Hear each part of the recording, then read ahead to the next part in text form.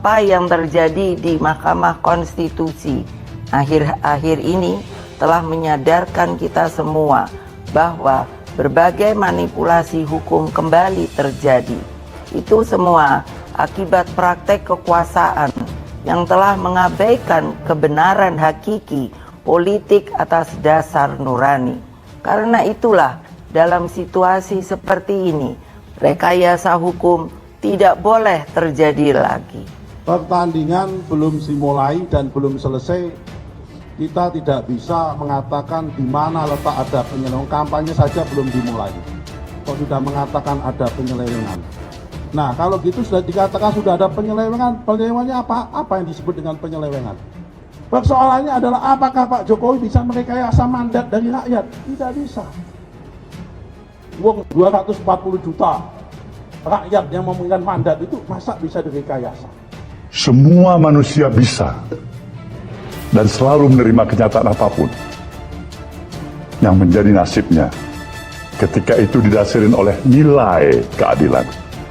Kita semua bisa menerima untuk selalu menjadi rakyat jelata, asalkan itu bersandar pada keadilan.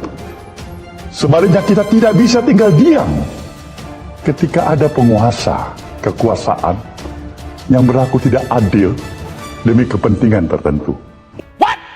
Indonesia tanah air beta, pusaka abadi nan jaya. Megawati akhirnya turun gunung dan menyampaikan pidato karena menyikapi sejumlah polemik yang terjadi saat ini. Dalam beberapa poin pentingnya, Megawati mengatakan kedaulatan rakyat harus terus dijunjung tinggi. Pemilu yang demokratis, jujur, adil, langsung, umum, bebas, dan rahasia harus dijalankan tanpa ada kecuali. Rakyat jangan diintimidasi seperti dulu lagi. Jangan biarkan kecurangan pemilu yang akhir ini terlihat sudah mulai akan terjadi lagi. Rekayasa hukum tak boleh terjadi lagi. Karena hukum harus menjadi alat yang menghadirkan kebenaran. Hukum harus menjadi alat mewujudkan keadilan. Hukum harus menjadi alat mengayomi seluruh bangsa dan negara Indonesia. Pidato Megawati ini memang menambah daftar panjang tentang tokoh dan pihak yang juga resah dengan kondisi politik sekarang. Ini mulai ada keraguan sejak manuver MK. Apakah pemilu bakal adil? Apakah pemerintah akan netral atau malah memanfaatkan instrumen negara dengan semaksimal mungkin? Apakah akan ada pemikiran apapun ceritanya atau cara kelompoknya harus menang pemilu begitu? Ya, Sekretaris Tim Kampanye Nasional Prabowo Gibran, Nusron Wahid mengatakan, pemilu adalah membicarakan tentang fakta, bukan fiksi-fiksi pertandingan. Belum dimulai dan belum selesai, kita nggak bisa mengatakan di mana ada penyelewengan kampanye. Kampanye saja belum dimulai, kok sudah dikatakan ada penyelewengan, kata Nusron. Nusron kembali kemudian mempertanyakan apa yang dimaksud dengan penyelewengan. Ya, kalau gitu kan dikatakan sudah ada penyelewengan.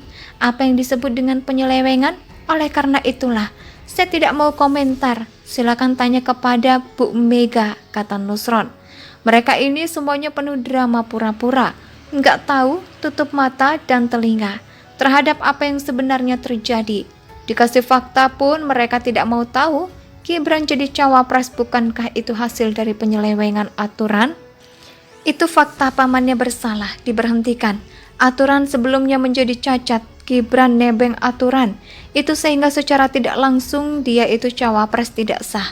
Dan itu fakta, bukan fiksi, bukan seperti buku fiksi yang dijadikan pro yang mengatakan kalau Indonesia bisa bubar tahun 2030.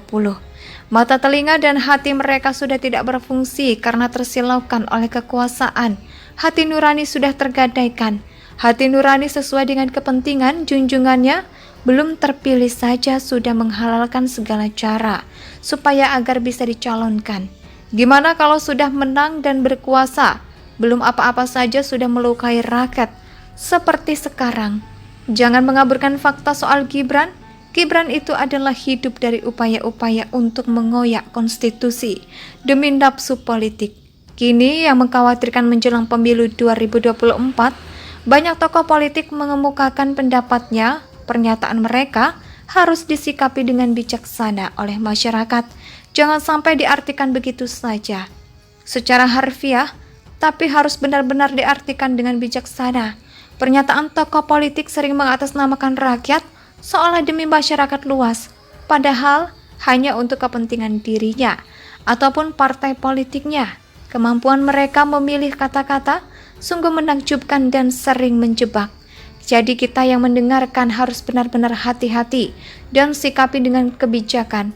Ketua Umum PDIP Megawati Soekarno Putri dan Ketua Umum Partai Nasdem Surya Paloh menyampaikan kekhawatirannya menjelang pergelaran pemilu 2024 akhir pekan lalu.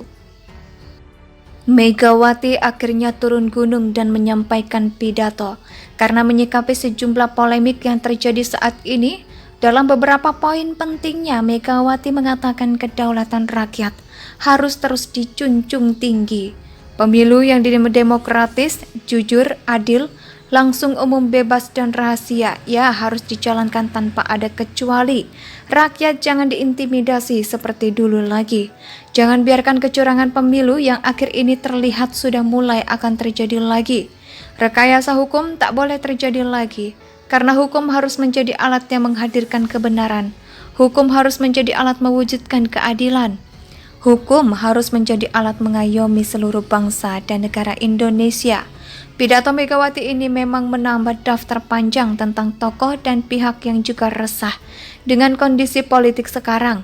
Ini mulai ada keraguan sejak manuver MK, apakah pemilu bakal adil, apakah pemerintah akan netral atau malah memanfaatkan instrumen negara dengan semaksimal mungkin.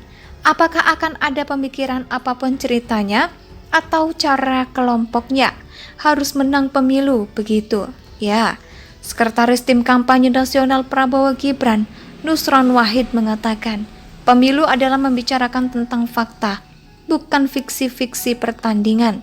Belum dimulai dan belum selesai, kita nggak bisa mengatakan di mana ada penyelewengan kampanye. Kampanye saja belum dimulai, kok sudah dikatakan ada penyelewengan, kata Nusron. Nusron kembali kemudian mempertanyakan apa yang dimaksud dengan penyelewengan. Ya, kalau gitu kan dikatakan sudah ada penyelewengan. Apa yang disebut dengan penyelewengan? Oleh karena itulah, saya tidak mau komentar. Silakan tanya kepada Bu Mega, kata Nusron. Mereka ini semuanya penuh drama pura-pura. Nggak tahu, tutup mata dan telinga terhadap apa yang sebenarnya terjadi. Dikasih fakta pun mereka tidak mau tahu. Gibran jadi cawapres, bukankah itu hasil dari penyelewengan aturan? Itu fakta, pamannya bersalah, diberhentikan. Aturan sebelumnya menjadi cacat, Gibran nebeng aturan. Itu sehingga secara tidak langsung dia itu cawapres tidak sah. Dan itu fakta, bukan fiksi. Indonesia sejak dulu kala tetap dipuja-puja bangsa.